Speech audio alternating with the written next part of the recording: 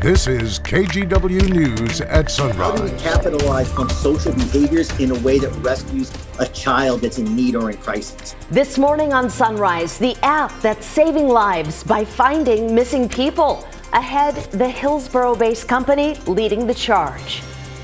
That story is all about a solution. This one is about a problem, a mosquito problem. Some areas around here are seeing 5 times as many mosquitoes right now as we would normally have during the summer. So we're going to explain why and what's happening to address the mosquito mess coming up here in just a few minutes. Plus, This one. We won. We won. It is a little cutie. We are talking about lavender this morning on Sunrise. There are hundreds of varieties grown around the world, and it's Lavender Month in Oregon's wine country of Newberg. 27 events and places to go for food and drinks, all infused with the plant. And of course, farms where you can cut your own. We'll take you to the largest lavender farm you can visit coming up here at 5:15. Oh, those are beautiful. Rod informed me as you were talking that he's our little cutie. Well, I thought you were talking about me. I didn't realize you were talking You're the about wee Trey. one. I heard some Wee chuckling. one. I heard some chuckling on the side of the desk. laughing And I at thought, him. what are they laughing He's our about? little cutie. That's me. Hey, little cutie. Good morning to you with that news. I like that. What do you got in the forecast? Hey, Dollface? the cool down has arrived, so it's going to be a really nice day. boy. I do want to show you storms that ignited overnight. They are starting to weaken, but still a lot of lightning. If you look at the northern edge of this, right over 84 out in the Blue Mountains. Again, those storms for you folks that are hearing the thunder starting to weaken at this hour. Here's a partly cloudy sky over Portland from the Wells Fargo building. 59, about 10 degrees cooler than at this time yesterday. So it's really pleasant outside. And instead of 90, 73 at noon and 82 at 5 p.m. Should feel really, really nice outside. Absolutely, Rod. Thank you. This morning, the Clackamas County Sheriff's Office will resume the search for a missing hiker near Corbett. His name is Christopher Smaka. He was last seen Monday morning before heading out toward Gordon Creek. Yesterday, search and rescue found his car parked near Southeast Gordon Creek Road, then discovered his ID and shoes about 2 miles away along the banks of the Sandy River. Last night, crews started searching the water with kayaks and drones, but didn't find any sign of him. When people go missing like this, time is one of the most critical factors when it comes to finding them alive. So a Hillsborough-based company created an app to help address the urgency of future searches. Alma McCarty explains how it works and why its developers say their system cuts through red tape while connecting community. Alerting the community when someone is missing or lost or has wandered away is a key part of bringing them home safely. Oftentimes, families will turn to social media to get the word out or work with law enforcement to push out alerts or conduct a search. These efforts can be time-consuming, the search parameters too broad. That's where the Hillsborough-based Q5 ID Guardian app comes in. We want to put the power back into the individual's hand and give them that opportunity to really issue an alert immediately if their loved one goes missing, because sometimes they're not that far away and waiting a longer time could cause more issues. With the push of a button, Alexandra Farland explains an alert will be sent to those who subscribe to the Guardian app and are located near the last known location of the person who went missing. Everybody around them with the app in the immediate area could jump into action. And those who use it must have their identities verified ahead of time, making it more secure than social media. Essentially, nobody can pretend to be somebody else. So everybody knows that they're real people. They're people who are actually ready to help right in their own neighborhood. Developers say the app builds on the systems already in place, although how well it catches on remains to be seen. We're starting in Portland first so that we can grow a community here and then expand from there, because ultimately you do need a good ratio of volunteers to what we call the Guardian subscriber, who actually initiates the alert for their missing loved one. And without the volunteers, there's nobody to look for a missing person. However, organizations like Child Help, a nonprofit aimed at the prevention and treatment of child abuse, are fully on board with the concept. There's been so much focus in this area and industry on things like Amber Alert and Silver Alert, and how do we connect hotlines and get more crisis numbers out there. And those are all great things. None of that stuff is bad. But This is an app that has really been designed with today's age in mind. How do we capitalize on social behaviors in a way that rescues a child that's in need or in crises? Alma McCarty, KGW News. All right, let's get to some of this morning's other local headlines. We start with this. The man accused of a racist attack, in inner southeast Portland earlier this month is facing new bias crime charges in connection with an incident earlier this year. Prosecutors say back in April, Dylan Kesterson harassed and assaulted several people because of their race. It was just a couple of weekends ago when Kesterson allegedly yelled anti-Asian slurs and physically attacked a father and his 5-year-old daughter who were riding along Portland's East Bank Esplanade. Meanwhile, one of the victims of an unprovoked attack last month in downtown Portland has died. Back on June 25th, 82-year-old Donald Pierce and 88-year-old Edward Lichtenstein were both assaulted at a bus stop near Southwest 5th and Hall. Authorities say Pierce has died from his injuries. Lichtenstein, meanwhile, is now out of the hospital after getting treated for his injuries. Police say the suspect in this attack, Keffer White, remains in jail with additional charges pending.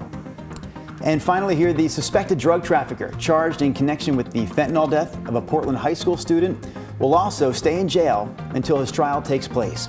Yesterday afternoon, a federal judge ordered 24-year-old Manuel Antonio Salza Espinosa of Vancouver to remain in custody. KGW News confirmed that this is a photo of Espinosa. Prosecutors allege he was the third-level drug dealer in a supply chain that eventually sold a counterfeit prescription pill to 16-year-old Griffin Hoffman. Investigators say that pill turned out to be fentanyl. The sophomore and tennis star who went to Northeast Portland's McDaniel High School died back in early March. Espinosa's next court appearance is scheduled for September. And those are some of this morning's local headlines. A small business owner in St. Helens needs help tracking down a thief. Diana Johnston runs the Royal Quick Clean Laundromat, and she says Monday night someone came in and used power tools to drill into one of their coin machines. Surveillance video shows that in just minutes the guy walking in and out of the laundromat 3 times before leaving with what Johnston says was thousands of dollars. The man knew what he was doing. He had the tools, he had the speed, he had the efficiency. I have no doubt that other small business owners have experienced the same occurrence.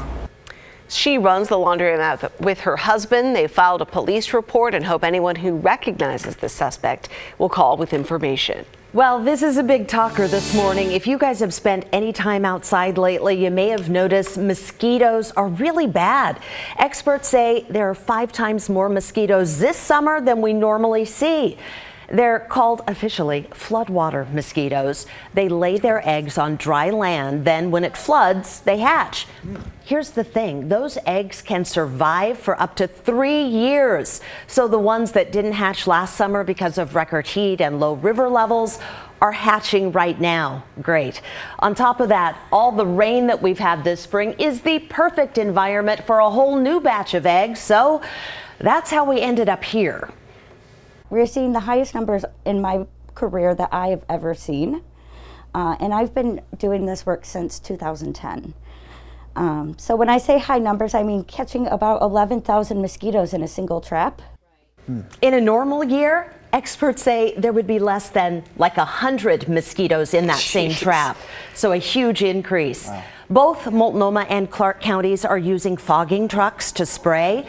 They're also treating thousands of catch basins and manholes for a different type of mosquito, the kind that can carry West Nile virus. They lay their eggs and they hatch them in standing water. But still, the experts stress the chance of getting West Nile in this area is very low. You said that you had some mosquito bites. We were sitting outside the other night, and yeah, I woke up the next morning and I had a couple of them on my arm. But yes, we're not super used to that, in the city at least. You get a little further, rural or into the woods. Yes. But yeah, you guys haven't noticed it? Well, 2 things Rod and I have noticed when we were growing up compared to living here. One, way more humid, obviously, in the Midwest and on the East Coast. Yes. And there were way more bugs. Way more bugs. Growing up on those parts. I mean, that's one of the beauties of living here. Less humid and usually a lot less bugs. Yeah. Now, you may find this hard to believe, And the only explanation is, which is odd, but apparently I am not sweet enough to attract mosquitoes. But you're our wee one. You're our little cutie. I know, that's what I find so strange. They don't like Mosquitoes do like certain types of, is it blood? There's something that they're more attracted to pheromones. certain. I don't know. I'm going to look that up. I'd like to tap out of this conversation if you They don't mind. fly to my wife, and I'll be sitting there just going, yeah, not a thing. She's sweet. Yes. Yeah, my wife is sweet. Why she married me, well, that continues to be a mystery. All right, we have kind of partly cloudy. It's tough to tell from this vantage point, but partly cloudy skies over Newport. We were looking at that camera for the setting supermoon. If you notice, today is the date that big, beautiful moon we've been enjoying the last couple of nights is full, but it has now disappeared across the horizon, or behind the horizon, I should say, out along the central coast. 52 in Newport. And we're following these, what at this hour are weakening storms, although still producing some lightning that's been extending from outside of John Day up through the Blue Mountains. There's LeGrand, cluster of lightning strikes a little bit earlier this hour over I-84. That will be weakening this morning. And then now let me say, Futurecast never really showed that cluster. So with that said, it's not doing a very good job. But it does indicate that we should be mainly dry even as we go through the afternoon hours out across eastern Oregon. There is a chance of thunderstorms in your forecast out that direction. We are starting to see increasing low cloudiness along the coast. That'll be breaking up for a nice partly cloudy afternoon. Here are partly cloudy skies over the summit of Mount Hood. Beautiful, and that's really pretty this morning from the Wells Fargo building. Partly cloudy, a pleasant 59 degrees. So we have gotten rid of the hot weather of the last couple of days, and you'll find the forecast today to be really, really nice. How nice is it? Well, it's all the way down to 53 out in Sandy, 57 in Salem, so much more comfortable sleeping last night and early this morning than we have been seeing. It's 59 out in Astoria. Here's Portland 7-day. We'll go 82 today. It was 92 yesterday. 85 the next couple of days. 79 maybe on Sunday if we get morning cloud cover.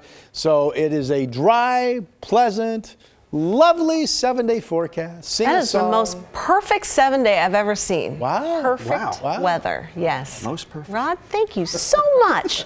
Okay, are you looking for things to do outside in this perfect weather? Why not head to Newburgh in wine country because it's lavender month.